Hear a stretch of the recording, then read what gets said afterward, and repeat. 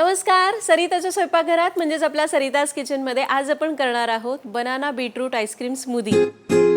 हे सगळं आपण घालतोय कारण ही रेसिपी आपण खास करून मुलांसाठी करतोय।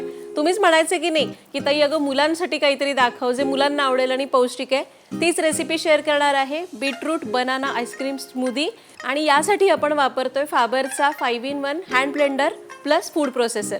रेसिपीला सुरुवात करूया। तर त्यासाठी आपण इथं हा जार घेतलाय, हा आपल्याला या फूड प्रोसेसर सोबतच मिळतो।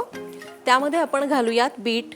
इथं मी हे बीट उकडून मग गार करून घेतलेलं आहे। साधारण एक 2 ते 3 मोठे तुकडे बीट घातलं, 1 स्कूप व्हॅनिला आईस्क्रीम, थोडीशी साखर, दूध घालायचं आहे। त्याचबरोबर यामध्ये घालूयात केळी। बस हे घातलं, याला ब्लेंड करूया। तर आपण याची ही अटॅचमेंट घेतली आहे, याला लावून घेतली। तर याला 1 टच मोड आहे, टर्बो मोड आहे आणि त्याचबरोबर याला 9 वेगवेगळे स्पीड आहेत। आपल्याला सुरुवात लो स्पीड पासून करायची आणि मग हळूहळू लागेल तसा स्पीड वाढवत जायचं आणि याला ब्लेंड करूया आणि लागेल तसा स्पीड वाढवायचं।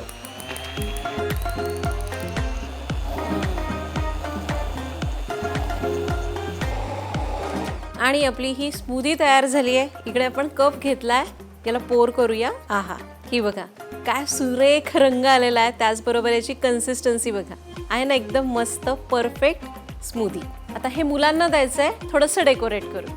आणि हे घ्या, मुलांसाठी मस्त गोड गुलाबी अशी मस्त बीटरूट बनाना स्मूदी तयार झालेली आहे। तुम्ही सुद्धा ही रेसिपी नक्की करून बघा। बनानाऐवजी ॲपल वापरू शकता, त्याचबरोबर बीटाचं प्रमाण कमी जास्त करू शकता, जसं पाहिजे तसं करता येतं। नक्की करून बघा। अशाच रेसिपीजसाठी फाबर इंडियाच्या यूट्यूब चॅनलला नक्की व्हिजिट करा। भेटूया पुढच्या भागात। धन्यवाद।